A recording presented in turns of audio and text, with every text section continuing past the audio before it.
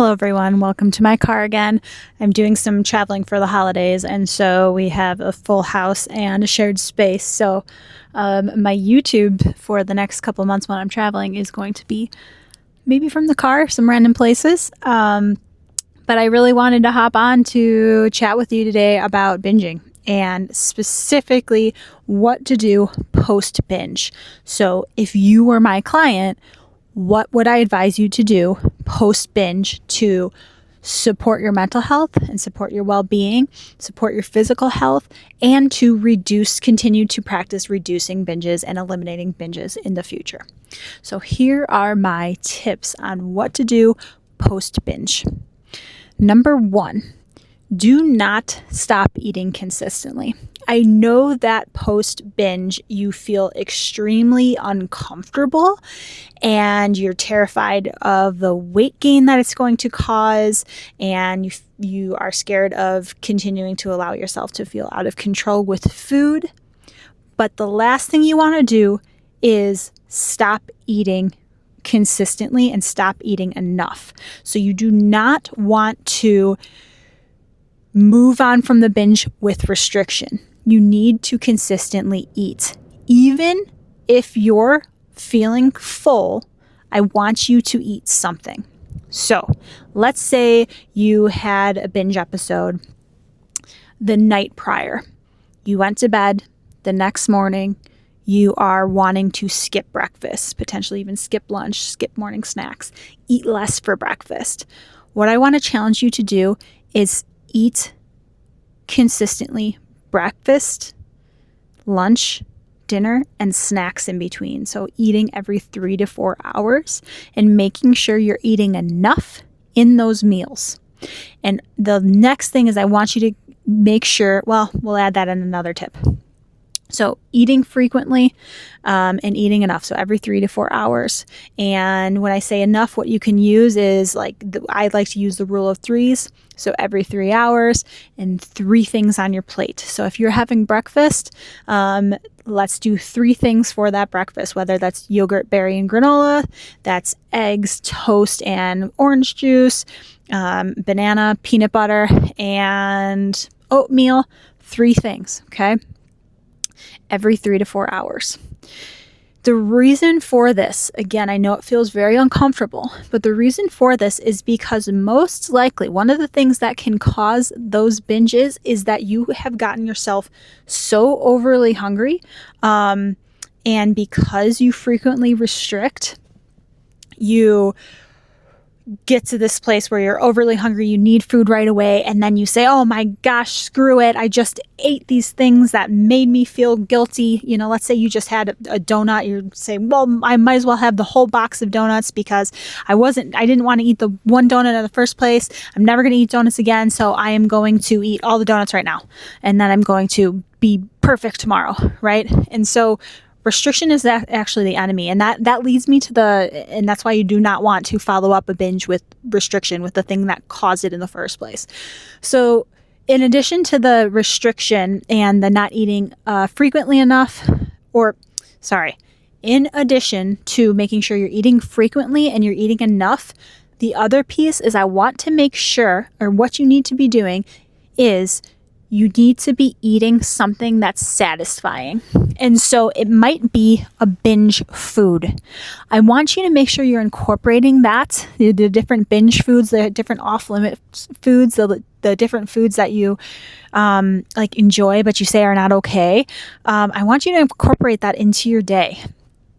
And the reason for that is because, again, if you take that off, and you say, I cannot have that, and you go 2 weeks without binging and eating clean, well, what is gonna happen is you charged up that food so much, you took it off limits, and so it's going to feel very appealing. There is that reward. There is that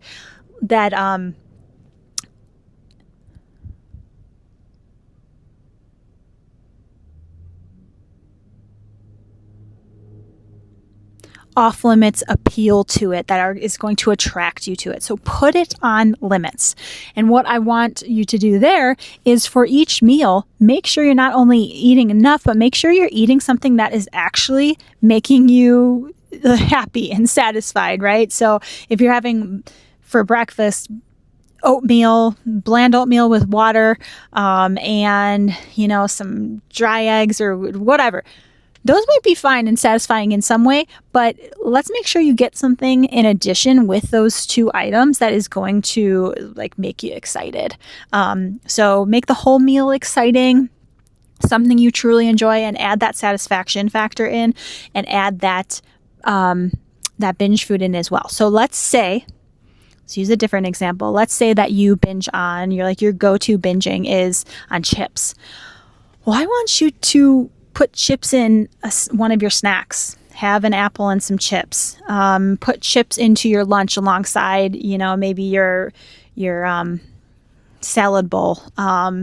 And have chips alongside your meal. Even if it doesn't make sense for dinner, have it alongside what you're having, because again, what you're doing is you're saying this is on limits. So I can have these frequently in amounts that don't make me feel bad because I'm eating too much of them, and you're putting them on limits. You're giving yourself permission, and you're practicing allowing yourself to have it outside of binges, and you're not saving up. Because I know the mentality is, hey, I'm going to give this up forever, and this time I'm never going to go back to chips. But that's very unrealistic. It's very unrealistic. The more things you put off limits out of shame and restriction and control, the harder it's going to be to have a relationship that is neutral with those items, which is what we want, because we're not going to binge on things that are neutral. They just don't have that same appeal. And so you can neutralize food by having it as part of your day and building a new relationship with it. And I always think of, I have a lot of clients that I helped who are now binge free. But one of the clients that stick out to me is a client who is just really charging up donuts. Really, really just is so fearful. And when we brought it back in, would binge on them. And we kept saying, I kept saying, well, we're going to get donuts again and incorporate it into the week. And this client was terrified. But as we continue to do that, she came to this place where she one day was like, wow, they are just donuts. I don't want them anymore. I'll still have them. And she still incorporates them and has them sometimes. But once upon a time, this food that just was so charged that she could not stop thinking about, that she couldn't just have one without binging. She couldn't just have a bite without binging. Now it's just a normal food in her life that sometimes she has and just doesn't think about it like all the rest of the foods. So that would be my second thing that I would say to do. Number 3, I want you to think about what led you to that binge. I want you to do some analyzing about what maybe led to that binge. What fueled it? I named a few things that can fuel it, right? Not eating enough, not eating consistently, not allowing yourself all foods and giving yourself permission for all foods. Those are all very big things that lead to binges. The other thing that's going to lead to a binge is if you're not getting your needs met in other ways and you're maybe coping with food and binging as a way of coping with your emotions. And so one thing you can there's many things you can assess, but one thing you can assess is, how was I feeling that day? What were the emotions I was going through? What was I experiencing? How was I feeling overall? How was I speaking to myself? What needs were unmet that I had? Maybe did I sleep enough? Did I feel like I had enough connection? Did I feel like I was aligned with my values? Did I feel like I had something fun to look forward to? And that also says not only unmet needs that day or how you're feeling that day, but just in general, because if food, strictly being good on a diet or allowing yourself these binges, are what your life is revolving around and how you're coping, well, it's going to be hard to get rid of them if we don't replace them with new coping mechanisms and new ways, outlets of how you're living your life and where your energy's at as well.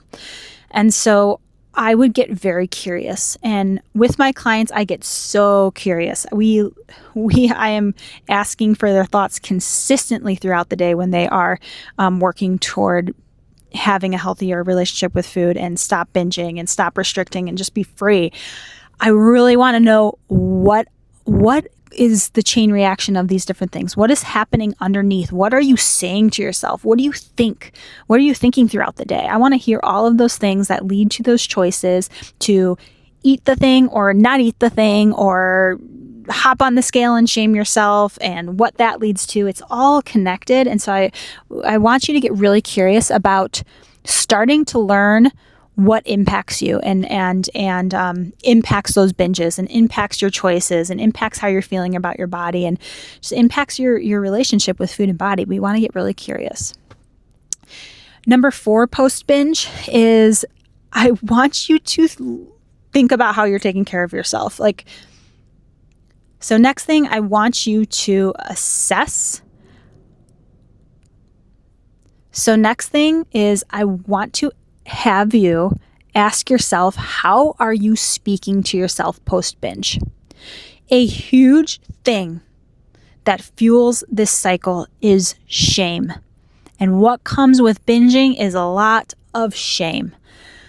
You blame yourself for these behaviors and not being able to have the willpower or not being able to stop binging. But there are these real psychological and survival and physical things that are driving this that you don't have control over until it's really important to start working with. You can get rid of them, but you have these drivers that really are complicated and not within your control, and that are complicated and are that you have to get to the roots and heal. But one thing that you're hurting yourself with is shame. Shame is going to fuel this all. So we need to get compassionate. We need to, after a binge, we need to speak to ourselves like our best friend, right? So I want to give you this metaphor. This example I use with a lot of my clients. So let's say you just got super uncomfortable with a binge and you don't feel good and you're feeling really worried, overwhelmed, out of your window of tolerance, just bad. The way you speak to yourself after is going to really set the tone for if you're going to continue binges, how you're going to take care of yourself after, and that's just everything. So I want you to think about how your best. So here's an example I like to use with clients. So let's say you are on a date and the person you go on a date with, you're super excited, and they get to the date and they leave in the middle of the date and they say, you know what? I don't want to be here. I really don't like you. I'm not attracted to you. This isn't fun. And they leave and you're heartbroken. You liked them. You were excited, and you call a friend and you tell the friend, oh my gosh, guess what just happened to me? And that friend says, well, yeah, of course they left you. You're boring. You're not fun. Yeah, you're unattractive. I would leave you too. And that's how they speak to you, right? I want you to consider that is what you are doing to yourself when you are post-binge and you start to shame a hard experience rather than get curious and get compassionate, because you need to be your own best friend. It is not helpful to take a binge and the struggle with the binge and then to shame yourself for it. What is helpful is to show up like a compassionate friend and get curious together. Say, what happened there? What led to that? How am I feeling right now? What am I needing? Am I needing to just have some deep breaths? Am I needing to put it off my mind for a bit and not try and figure it out? Am I needing a bath? Am I needing to talk with a friend? Am I needing a walk outside and to breathe fresh air? Am I needing to journal about what am I needing?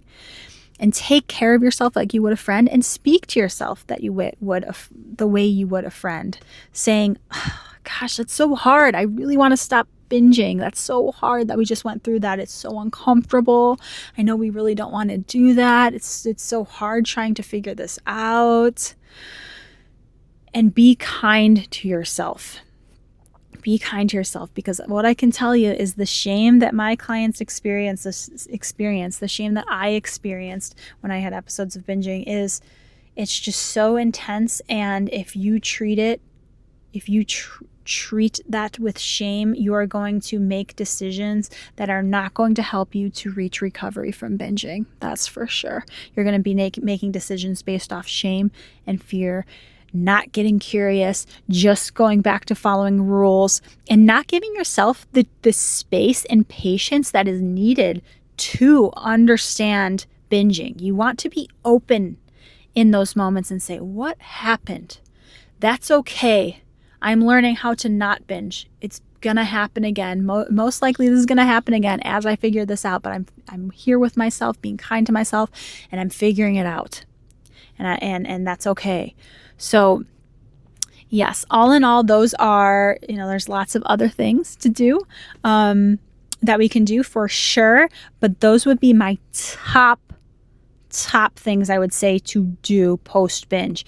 You want to make sure you're eating consistently, make sure you're eating enough, make sure you're eating those off-limit foods in ways that feel manageable for you, because I know all these things are hard with depending on where you're at and